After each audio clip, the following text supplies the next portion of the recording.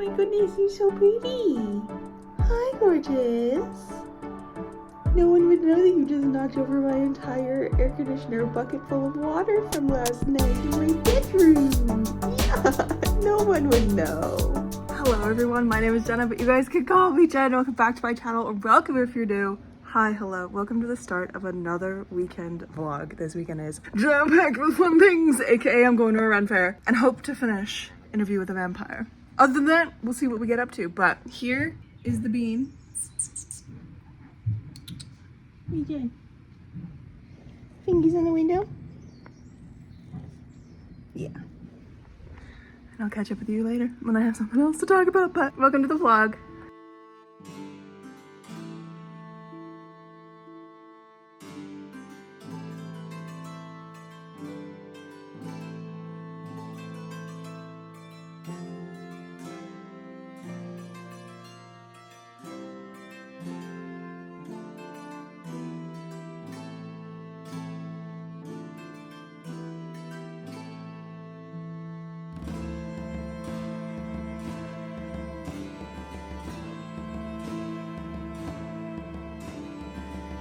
Let's go to our Renfair.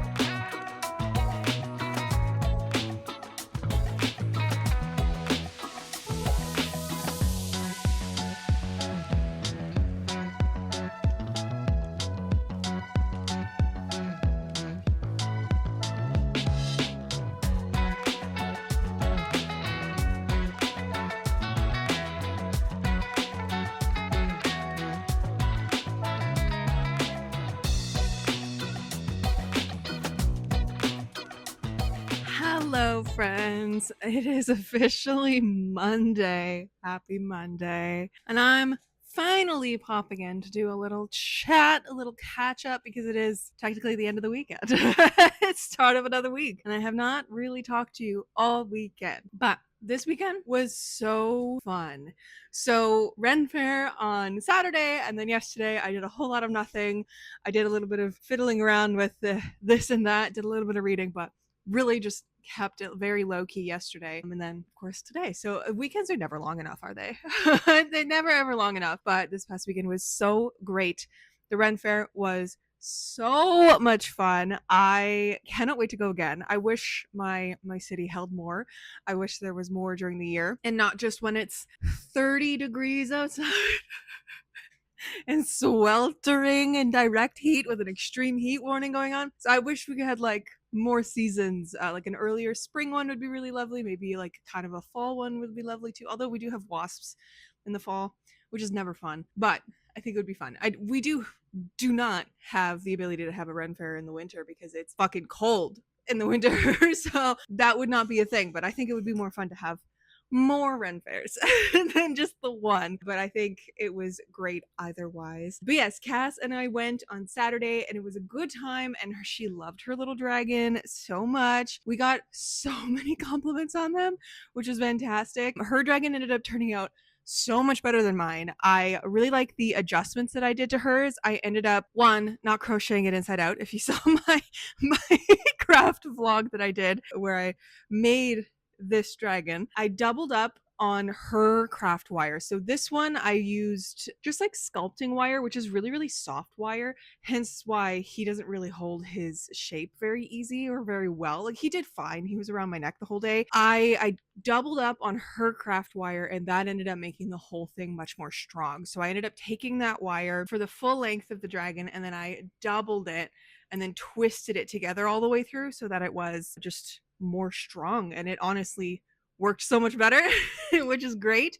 And then I did something different with the wing wire as well, because my wing wire was like it's fine, it works, but I messed up in a couple of different places, and I don't like the tape that I did for this that the pattern suggested. But no, I'm really happy that I did mine first and like trial and error stuff and then did hers, because I think hers turned out really, really great. But everyone seemed to really love them.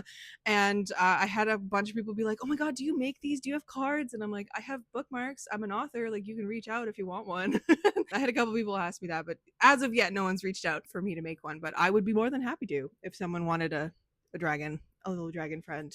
Absolutely. But yeah, so I ended up making Cass's Thursday night, and then Thursday night as well, I did my book holster, which worked pretty well, but it stretched out by the end of the day. And I was quite overstimulated by the end of the day by it, because it was just like constantly like thudding against my hip, which makes sense. I think it was also the heat. It was also just the fact that it was busy and loud in many different places, and it was so fucking hot, and like the dress that I was wearing also like touched my stomach, and I don't like wearing clothes that really touch my stomach a lot. Like I looked great in it, and it is a comfortable dress, but like the material constantly touching my stomach, and then also the belt that I was wearing, by the end of the day I was like, I'm done, I need to rip this off my body. So but that's fine.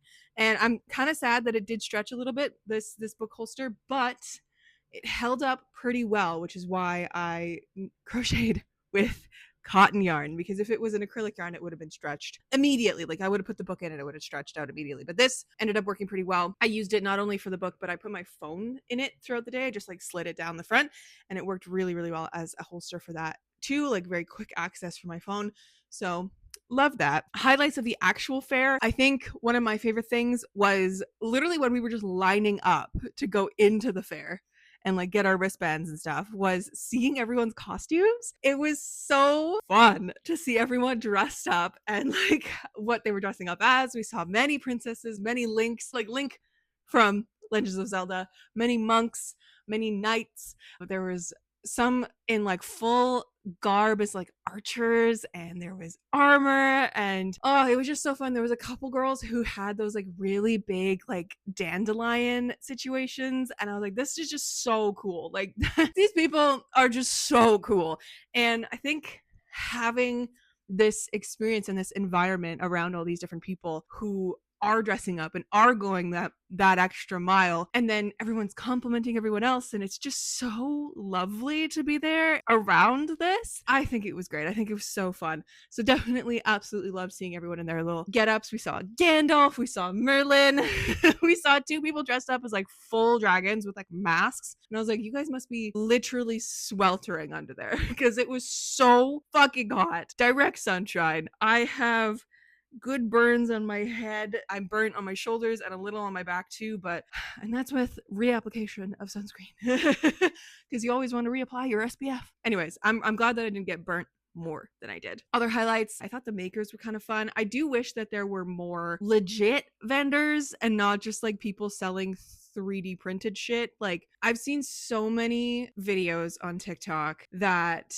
are from like Renfairs in the States, and the makers they get are so cool. Like, you get the legit metal workers, the legit leather workers, the people who do like actual jewelry instead of just like, you know, the typical kind of junky crafty stuff. I don't know, like I've seen so many different amazing vendors. There's the pickle guy, there's the, you know, like all sorts of really cool, awesome, unique vendors that you see at these Ren fairs. And we didn't really have a lot of that here. We had a lot of different vendors, but I did see an overabundance of 3D printed shit. And I was like, like that's not like, sure, for trinkety stuff, but that's not, I don't know, like bring me a crystal girly who like makes things out of her crystals. Bring me someone who makes really cool daggers. Like that kind of stuff. I wish there was more of like genuine artistry and craft at the maker vendor area, but alas, you get what you can.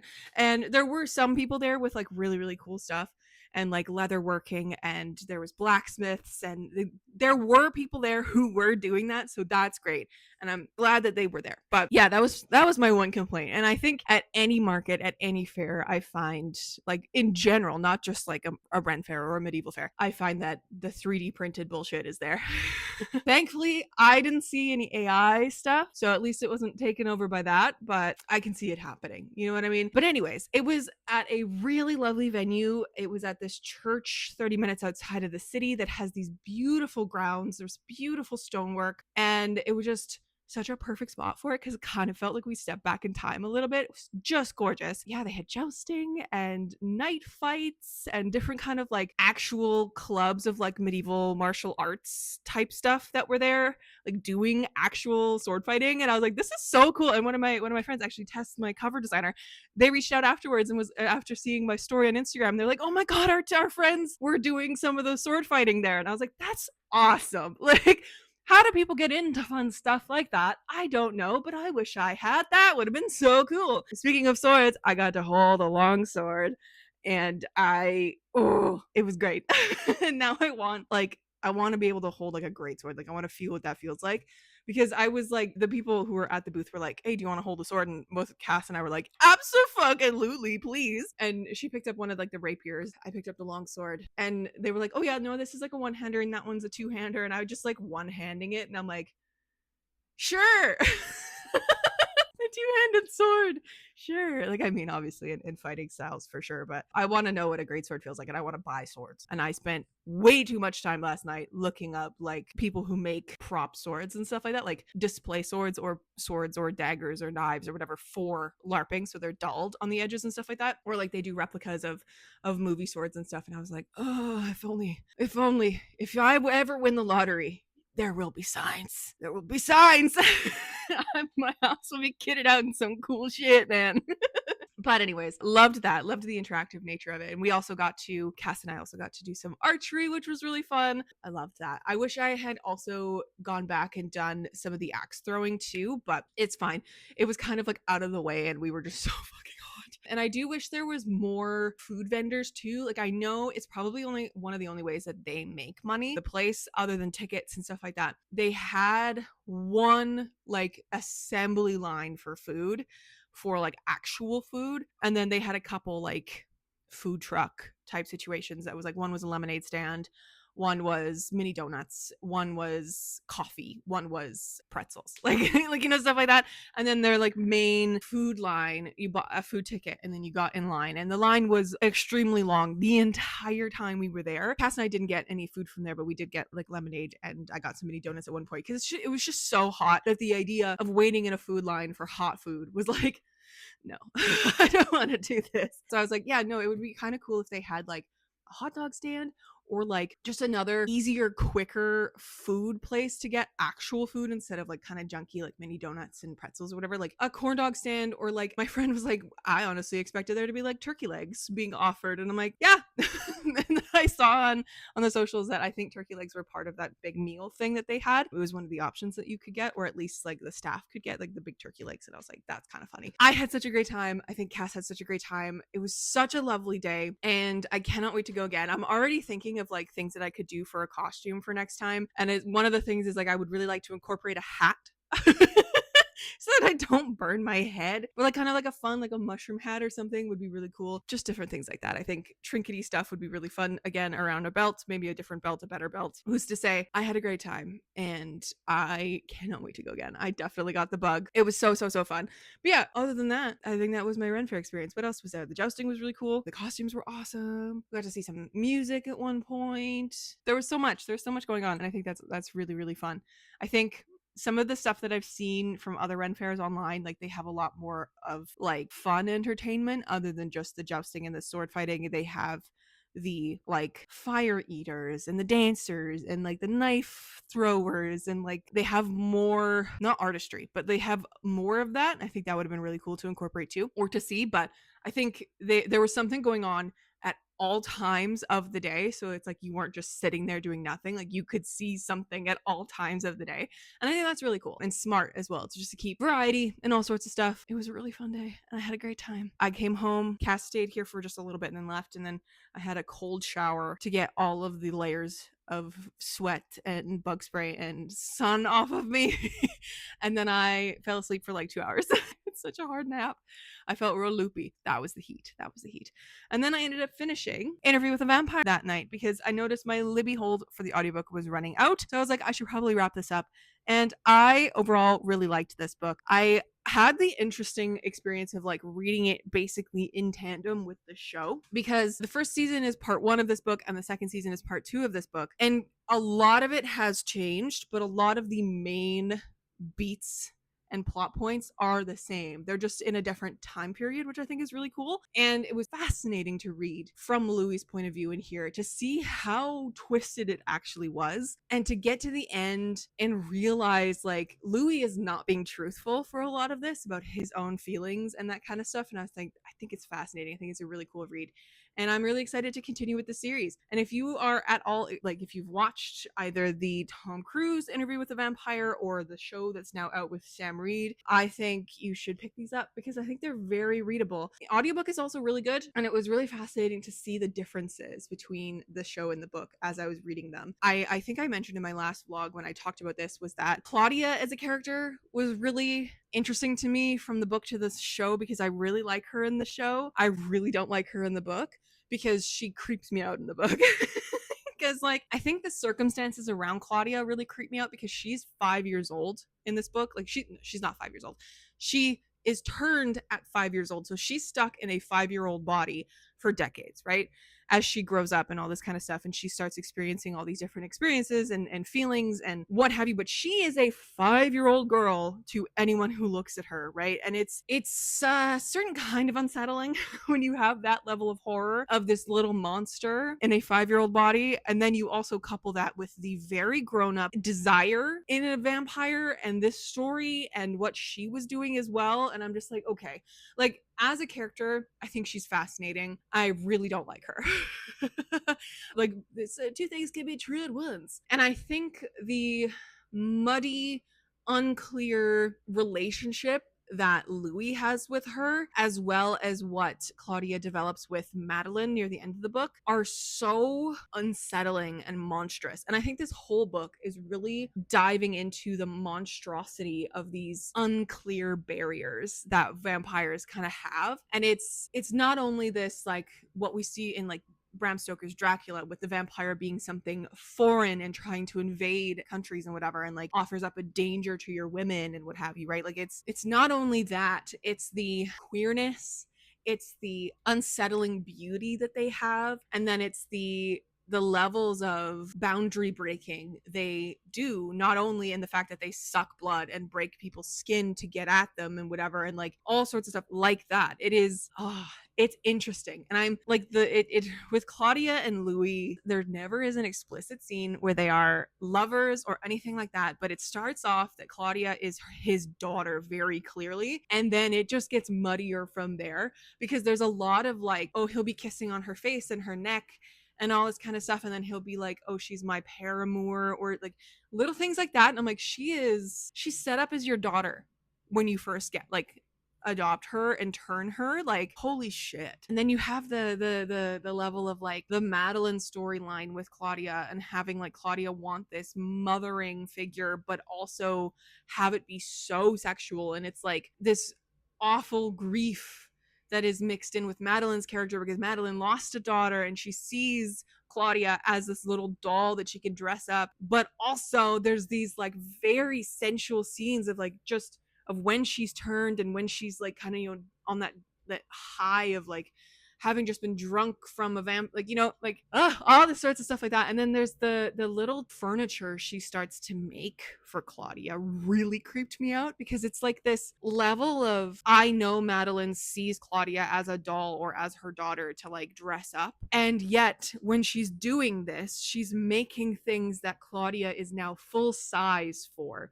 So in this little world, Claudia is now a full-size woman. And there's a couple sentences where it's described that Claudia literally looks like a woman in these gowns and things that she's dressed up in. And it's like, it's just so unsettling. And there's so many boundaries being blurred in this book. And I think that is really what makes this book for me, is all the different levels of monstrosity you get in here, and how it is examined as well through the lens of this vampire giving this interview to this boy who remains unnamed this entire book. And it is just fascinating. It is fascinating, and I cannot wait to read the second one and get Lestat's point of view, because I think that would be really interesting. And the whole like queerness of it all, I wish it was more gay. I wish it was more overt. And I honestly wish the beginning was more openly sexual, enchanted, and this kind of stuff, because it is very cleansed of that. And I think that is just Louis' telling of it, because at the beginning it's like, oh, he hates this man, but why does he stay with this man if he hates him so much? And then by the end you're like, oh no, Louis was fully in love with Lestat, and Lestat is fully in love with Louis, and they just never made that clear at the beginning of the book. And Lestat like is ruined by the end of the book because of his feelings for Louis. And I think it is fascinating. It's a fascinating telling, and it really lends an interesting look at it, like an unreliable narrator, right? Because it's someone who is twisting the story as they wish to be twisted. So anyways, I am glad I finished that, and I just have to finish the show now. I haven't watched it in a couple nights, but I got season 2 to wrap up. I'm not liking season 2 as much as season 1, because I find it a lot more boring because Lestat's not in it as much as he should be. So I'm interested to see how it goes now that I know what happens, and like I want to see that depicted on screen, and all that sorts of stuff, especially with Armand and all that, and the relationship between Armand and Louis. But anyways, yesterday I spent a lot of the day doing my murder puzzles, which was very fun. I love doing the Myrtles and stuff like that, and I kind of started skipping around in Myrtle to like try some of the harder puzzles, and those took me a while, and some of them made my brain hurt, and I was delighted. So that was really fun. And then I decided I should probably read, after I came home from Mom and Dad's, I should probably read some book stuff off my TBR. So I picked up The Feywild Job by C.L. Polk, and I am about 40 some percent of the way through, and this is fine so far. I love C.L. Polk as an author. Like, I know I'm going to enjoy the stories that they write no matter what. I've really, really enjoyed their entire Witchmark series, all that kind of stuff. This one is fine. I am kind of bored. I'm just waiting for things to kind of kick in, but I know it's also a cozy fantasy, so it's not going to be, or at least a cozier fantasy, so it's not going to be super high octane, but it is also enjoyable to see kind of the typical D&D style of story reflected in here because, again, we have like this group of people coming together to do a job at the beginning of this book. They just have a lot of backstory and character moments and stuff like that. I've seen a heist in here already and all that kind of stuff. So it's kind of an interestingly twisted heist because we have like Robin Hood like figures where they steal back things that have been stolen. So it's like they're not technically thieves. They don't see themselves as thieves. They see themselves as like rescuing the stuff to give back to the rightful owners. So they're doing that with this object in here, and then now they're in the Feywild is where I stopped, and it's the Feywild job. So I'm interested to see how things go from here. I'm interested to see how the relationship pans out between our two characters, that they're supposed to be in love and whatever, because I don't really see it right now. See the chemistry. So we'll see. We'll see how Seal Poke brings it all together. I also got a little tiny haul today because I did shrink my TBR. I did an unhaul again in like the middle of the night. I've shrunk my TBR into the 150 range. I'm close to 150, but I'm not there. I think I'm at like 156 or 157. So I did pick up a couple books.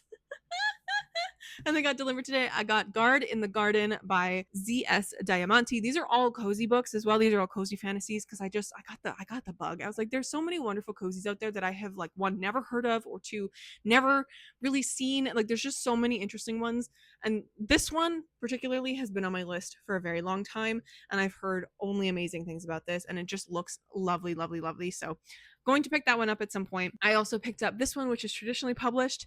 It is The Hearth Witch's Guide to Magic and Murder by Kiri Callahan.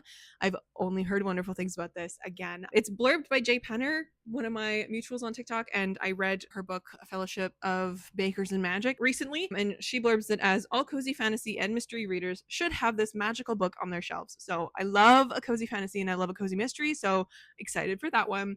And then finally, I picked this one up because I thought I saw the hardcover in my local indie bookstore. And I was like, okay, I'm going to go see if they have the paperback. I went onto Amazon. They had the paperback. I got it in the mail. I was like, wait, this is indie published? What? And then I went back and re-looked at my TikTok that I made of that. Like, I was looking at cozy books in my local indie bookstore, and this was not in that video. I think I hallucinated it. I was like, did I just see this online and like superimpose it on a different cozy at the store? I don't know. But this is the Inn at Thistledown Hollow by Devin Yates, which is just honestly such a gorgeous cover.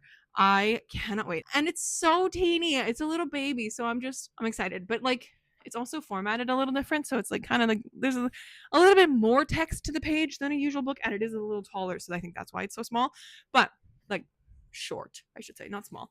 But I'm excited to have this one as well. And I love indie fantasy. I love indie cozy fantasy, and I want to branch out and get more under my belt. So if there are any cozy fantasies that you guys have read or picked up or heard of recently, please leave them in the comments because I would love to know, and I will check them out eventually. But I have also been working on a little bit of writing here and there. I have been sucker punched by the bug for a different project because of course I have. And I let myself work on that project for an entire evening, and I think, I shit you not, I worked on it for 10 hours straight. Like after, maybe not 10 hours. How long was it? It was close to, because it was right after work. It was around 4:30 that I started working on it, and I did not stop until 2 or 3 in the morning. Like, I was so hooked in on this project, and I'm going to keep it a secret. Because I think that would be really fun to just one day drop a video for you guys one day if anything comes of that project, but I'm keeping it a secret for now. But I have been bitten by that bug, and I need to get back to Project Dragon, of course, and it's still on top of my mind, and I've been kind of picking at it here and there, and I've been doing a little bit of like editing as well, like because I'm going back through the previous stuff that I have written for the different characters that I have. I've been going through and editing as I go through, and then I want to get to a point where I can start writing afresh, and I would really like to work on that and do that. So right now I'm at this weirdly perfect balanced situation for my mind and my creative projects, because I'm like, oh, I have 2 things to work on. I have never done that before. And I've never successfully worked on 2 projects at once. So we'll find out if this is the time that I can just kind of pick at things as I go through. But it is almost August. I don't know how the fuck we're here. It's the 27th of July that I'm recording this right now, and I have 1 more month before I have to go back to my second job and all this kind of stuff, and I will lose a little bit of time that I have now to work on things. So hopefully August is very creative, and I'm looking forward to August, and I have so many things going on. So this weekend coming up is the long weekend, so I'm going to probably be at the lake. The next weekend is one of my friends' weddings. Following weekend, nothing. So the first 2 weekends of August are occupado. Next weekend, nothing. Then we have my other friend's wedding the following weekend. And then the weekend after that, have a family reunion. So 4 out of the 5 weekends in August are occupied by something. August is going to go by so fast. And then the following week after that, the long weekend in September, is my birthday. Shit's whack, guys. Shit's whack. And then I'm going to be back to teaching. So life is crazy. I don't like it. The summer's gone by way too quick already. And we are technically only halfway through. But like, still. Still. Anyways, that's the update, my friends. I know I've been yapping for a while, but I just needed to yap at you and give you all the updates because it's been a really fun weekend. And I'm so happy about it. But yeah, I'll catch up with you guys a little later when I got something else to tell you about. Hello, friends. It is now much later, just after midnight, and I'm here about to close out this vlog because this evening I did a whole lot of nothing. Whole lot of absolutely nothing. But yes, my friends, I think I'm going to end this here. Thank you guys so much for hanging out with me. My very first Renfair, finishing Interview with a Vampire, the book, and starting another one. I did not read any more this weekend or this afternoon or this evening or anything, but I will probably wrap that up in the next couple days. Tomorrow I am going to going to the cinema to see The Odyssey with my mom because she was like, "Do you want to go see The Odyssey?" And I was like, "No, but I can tell you do." So I guess we're going to go see a 3-hour movie. Get movie theater popcorn out of it. And that's the best thing in the world. So that'll be great. But yeah, going to go see The Odyssey tomorrow. And then the rest of the week is a whole lot of nothing so far, except for this weekend coming up, which is a long weekend. I will be going to the lake. So I'm happy for that. It'll be a little cozy lake weekend. But other than that, hopefully I get some more writing done, some more reading done, all the good things. And I hope to see you in my next vlog and my next video. I'll catch you another one very soon. Stay kind and keep on reading.